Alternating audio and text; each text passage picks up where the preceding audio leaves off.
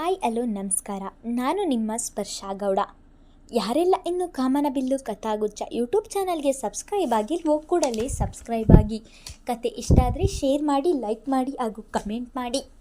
ನಾನು ಇವತ್ತು ಹೇಳ್ತಿರೋ ಕತೆ ಒಂಗಿರಣ ಭಾಗ 237. ರಿಷಿ ಶರದಿಯನ್ನು ಮುಂದಿನ ವಾರ ಮನೆಗೆ ಕರೆದುಕೊಂಡು ಹೋಗುತ್ತೇನೆ. ಊಟ ಮಾಡುತ್ತಾ ಕುಳಿತಿದ್ದ ಧನುಷ್ ಹೇಳಿದನು. ಅವನು ಶರದಿಯನ್ನು ಎಷ್ಟು ಪ್ರೀತಿಸುತ್ತಾನೆ ಎನ್ನುವ ಅರಿವಿದೆ. ಧನುಷ್ ಎನ್ನಲು ಆಗದೆ, ಸರಿ, ನಾಡಿದ್ದು ಒಮ್ಮೆ ಅವಳನ್ನು ಹಾಸ್ಪಿಟಲ್ಗೆ ಕರೆದುಕೊಂಡು ಹೋಗಿ ಬರ್ತೀನಿ, ಆಮೇಲೆ ಕರೆದುಕೊಂಡು ಹೋಗು ಎಂದನು. ಧನು ಕೂಡ ಆಯಿತು ಎಂದು ಊಟ ಮಾಡುವುದನ್ನು ಮುಂದುವರಿಸಿದನು. ರಿಷಿಯ ಬಳಿ ಕೆಲಸದ ಬಗ್ಗೆ ಇನ್ನೊಮ್ಮೆ ಮಾತನಾಡಬೇಕು ಎನಿಸಿದರೂ ಕೂಡ ಅವನ ಉತ್ತರ ಏನು ಎನ್ನುವುದು ತಿಳಿದಿದ್ದರಿಂದ ಹಾಗೆ ಸುಮ್ಮನಾದನು. ಈಗಾಗಲೇ ತಡ ಆಗಿದೆ ಎಂದು ಬೇಗ ಬೇಗ ಊಟ ಮುಗಿಸಿ ಇನ್ನೊಮ್ಮೆ ಹೆಂಡತಿಯನ್ನು ಮಾತನಾಡಿಸಿ ಅಲ್ಲಿಂದ ಹೊರಟಿದ್ದನು. ಇಲ್ಲ, ಇದೇನಾದರೂ ಆಗಲಿ, ಅವತ್ತು ರಿಷಿ ಅವರ ಜೊತೆ ಕೆಲಸದ ವಿಷಯ ಮಾತನಾಡಲೇಬೇಕು ಎಂದು ಪಾತ್ರೆ ತೊಳೆಯುತ್ತಲೇ ಯೋಚಿಸುತ್ತಿದ್ದಳು ಆರಾಧ್ಯ. ಎಲ್ಲರದ್ದು ಊಟ ಆಗಿದ್ದರಿಂದ, ಅತ್ತೆ ನೀವು ಹೋಗಿ ಮಲಗಿ, ನಾನು ಅಡಿಗೆ ಮನೆ ಕ್ಲೀನ್ ಮಾಡಿ ಮಲಗುತ್ತೇನೆ ಎಂದು ವಸುಂಧರ ಅವರಿಗೆ ಹೇಳಿ ತಾನೇ ಅಡಿಗೆ ಮನೆಯನ್ನು ಸ್ವಚ್ಛ ಮಾಡಲು ನಿಂತಿದ್ದಳು. ಅಡಿಗೆ ಮನೆ ಸ್ವಚ್ಛ ಮಾಡುವಾಗಲೇ ಇಂದು ಏನಾದರೂ ಆಗಲಿ ರಿಷಿಯ ಜೊತೆ ಮಾತನಾಡಬೇಕು ಎಂದು ಗಟ್ಟಿ ನಿರ್ಧಾರ ಮಾಡಿದ್ದಳು. ಅವಳು ಅಡಿಗೆ ಮನೆ ಸ್ವಚ್ಛ ಮಾಡಿ ಬರುವಷ್ಟರಲ್ಲಿ ರಿಷಿ ಕಣ್ಣು ಮುಚ್ಚಿ ಮಲಗಿದ್ದನು. ಇಷ್ಟು ಬೇಗ ಮಲಗಿದ್ದಾರಲ್ಲ, ನಿದ್ದೆ ಮಾಡುತ್ತಿದ್ದಾರಾ ಇಲ್ಲ ಸುಮ್ಮನೆ ಮಲಗಿರಬಹುದಾ ಎಂದು ಯೋಚಿಸುತ್ತಲೇ ಬಾಗಿಲನ್ನು ಭದ್ರಪಡಿಸಿ ಒಳಗೆ ಬಂದವಳು ರಿಷಿ ಎಂದಿದ್ದಳು. ಅವಳು ತನ್ನ ಜೊತೆ ಮಾತನಾಡಿ ತುಂಬ ದಿನಗಳು ಕಳೆದಿತ್ತು. ಅವಳ ಆ ಧ್ವನಿ ಸಾಕಿತ್ತು ಅವನಿಗೆ. ಹೆಂಡತಿ ಜೊತೆ ಮಾತನಾಡಲಿಲ್ಲ ಎಂದರೆ ಅವನಲ್ಲಿಯೇ ಏನೋ ಒಂದು ಕಳೆದುಕೊಂಡಂತಹ ಭಾವ. ಅವನೇ ಮುಂದಾಗಿ ಮಾತನಾಡಿಸಲು ಸಣ್ಣ ಅಂಜಿಕೆ.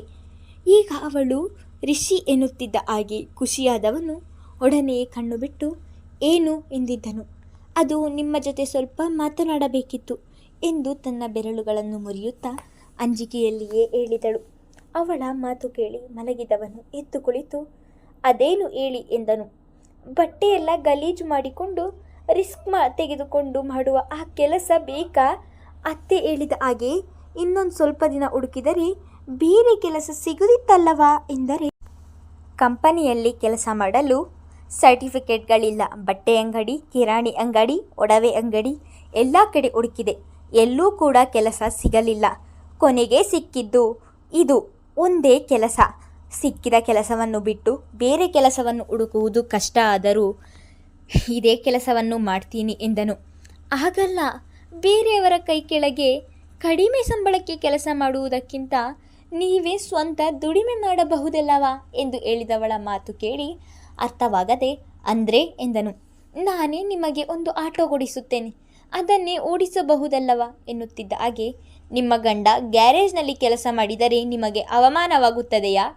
ರಿಷಿಯ ಮಾತು ಕೇಳಿದವಳಿಗೆ ಪಾತಾಳಕ್ಕೆ ಕುಸಿದಂತಹ ಅನುಭವವಾಗಿತ್ತು. ಅವನ ಮಾತು ಇವಳ ಹೃದಯಕ್ಕೆ ಈಟಿಯಿಂದ ಇರಿದಂತಾಗಿ ಆದಾಗಲೇ ಕಣ್ಣು ತುಂಬಿದವು. ಬಂದ ದುಃಖವನ್ನು ಬಲವಂತದಿಂದ ತಡೆದವಳಿಗೆ ಕೋಪ ಕೂಡ ಹೆಚ್ಚಾಯಿತು. ಇನ್ನೂ ತನ್ನಿಂದ ಸುಮ್ಮನಿರಲು ಆಗುವುದಿಲ್ಲ ಎಂದು ಯೋಚಿಸಿದವಳು, ಏನು ಹೇಳ್ತಿದ್ದೀರಾ ನೀವು? ಅವಮಾನವಾ? ನನಗೆ ಅವಮಾನವಾಗುತ್ತದೆ ಎಂದು ಯೋಚಿಸಿದ್ದರೆ ನಾನು ನಿಮ್ಮನ್ನು ಪ್ರೀತಿಸುತ್ತಲೇ ಇರಲಿಲ್ಲ. ನಿಮ್ಮನ್ನು ನಾನು ಪ್ರೀತಿಸುತ್ತಿರುವುದನ್ನು ಕೇಳಿ ಎಲ್ಲರೂ ನನ್ನನ್ನು ಆಡಿಕೊಂಡು ನಕ್ಕರು. ನನಗೆ ಬೇರೆಯವರ ಅಭಿಪ್ರಾಯ ಬೇಕಿರಲಿಲ್ಲ. ನನ್ನ ಪ್ರೀತಿ ನನಗೆ ಮುಖ್ಯವಾಗಿತ್ತು. ನನ್ನ ಪ್ರೀತಿಗೆ ಇವತ್ತು ನೀವು ಒಳ್ಳೆಯ ಉಡುಗೊರೆಯನ್ನೇ ನೀಡಿದ್ದೀರಾ ಎಂದು ಅಳುತ್ತಲೇ ಹೇಳಿದವಳು ಹೋಗಿ ಒಂದು ಬದಿಗೆ ತಿರುಗಿ ಮಲಗಿದರೂ ಸಹ ಅವಳ ಅಳು ನಿಂತಿರಲಿಲ್ಲ. ಮಾತು ಆಡಿದರೆ ಹೋಯಿತು, ಮುತ್ತು ಹೊಡೆದರೆ ಹೋಯಿತು ಎಂದು ಗಾದೆ ಇದೆ. ವೇದ ಸುಳ್ಳಾದರೂ ಗಾದೆ ಸುಳ್ಳಾಗುವುದಿಲ್ಲ.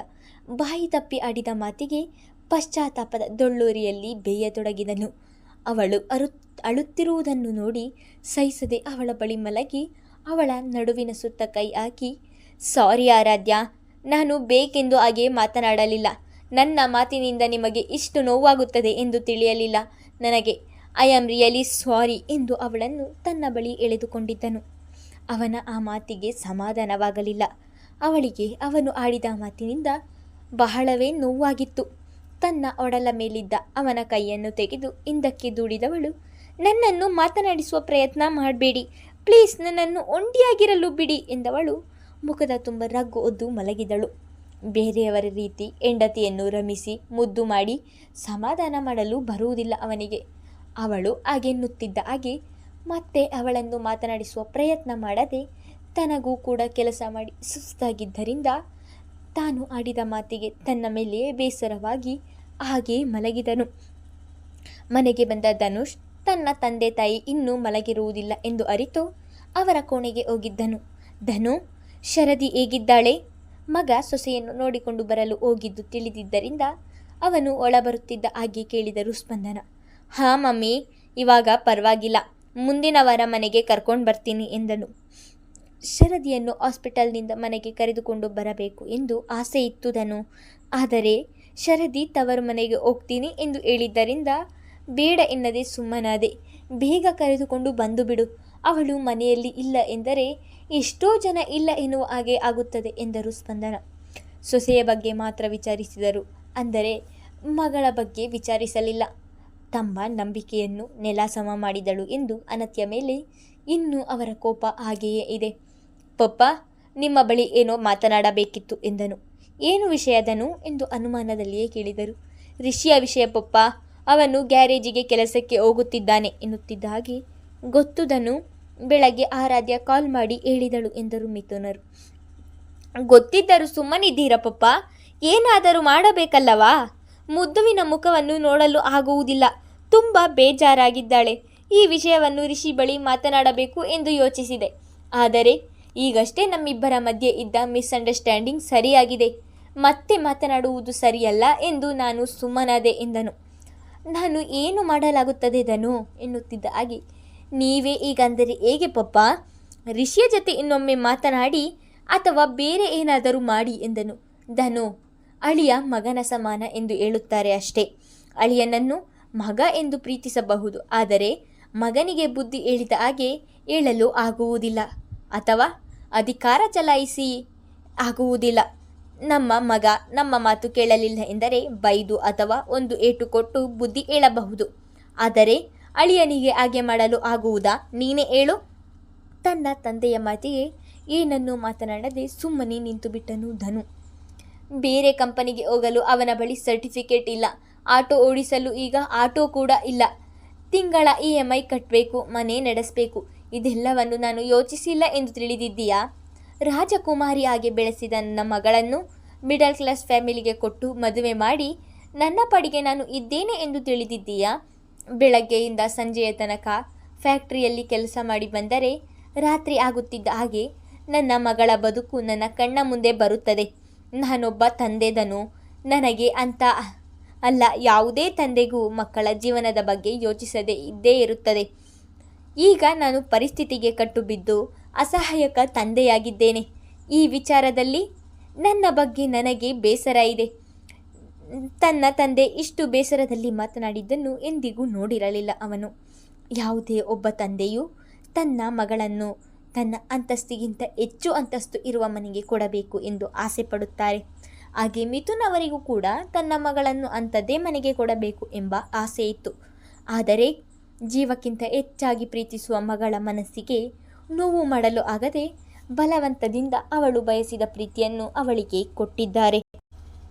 ಆರಾಧ್ಯ ಎಂದರೆ ಮಿಥುನ್ ಅವರಿಗೆ ಅದೆಷ್ಟೇ ಪ್ರೀತಿ ಎಂದು ಅರಿತಿರುವ ಸ್ಪಂದನ ಅವರು ರೀ ಎಂದು ಅವರ ಹೆಗಲ ಮೇಲೆ ಕೈ ಇರಿಸುತ್ತಾ, ಇದಕ್ಕೆ ನಿಮ್ಮನ್ನು ಯಾಕೆ ಹೊಣೆ ಮಾಡಿಕೊಳ್ಳುತ್ತಿದ್ದೀರಾ? ಇದು ಅವಳು ಬಯಸಿ ಪಡೆದ ಬದುಕು. ಹಾಗಂತ ರಿಷಿ ಏನು ಕೆಟ್ಟವನಲ್ಲವಲ್ಲ.